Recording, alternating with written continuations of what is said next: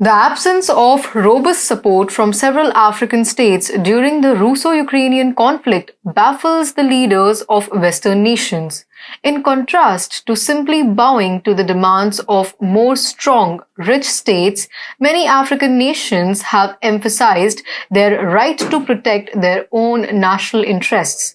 Ethiopia is leading the charge in this contemporary struggle for self-determination being waged by the African nations. The Ethiopian Prime Minister Abiy Ahmed has been a huge impediment to Western imperial aspirations in Africa, and with each passing day, his prominence only appears to be expanding. Hello and welcome to TFI Global Africa, TFI Global's channel specially dedicated to the cradle of humanity. I'm your host Akanksha. Let us begin. Ethiopia is confident in its independent, non-aligned foreign policy which avoids conflicts between superpowers. PM Abiy has frequently criticized the United States for its imperialist and patronizing treatment of African countries, as well as for attempting to foist its political narrative on the entire globe.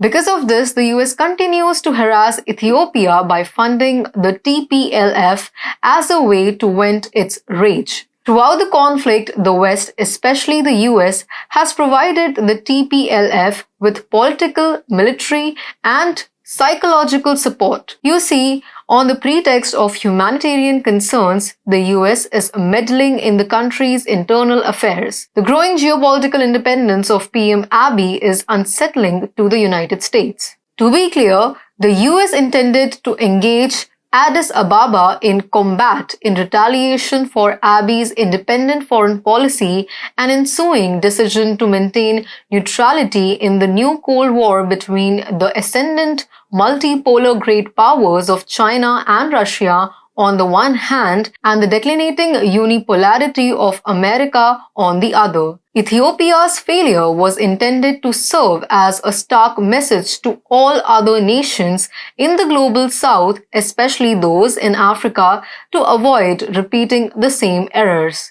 Contrarily, Ethiopia's achievement made all other global south countries, especially those in Africa, realize that it is possible to succeed against insurmountable difficulties so long as society as a whole remains together and supports their military forces. Far from giving up, Ethiopia is intensifying its efforts and is now more determined than ever to spearhead the battle against American colonialism. PM Abiy has demonstrated that African leaders can oppose the US, which may serve as an example for other African leaders who may later face similar pressure from America. Joe Biden, the President of the United States, was so humiliated by this that he decided not to invite Prime Minister Abiy Ahmed Ali to the US-Africa Leaders Summit.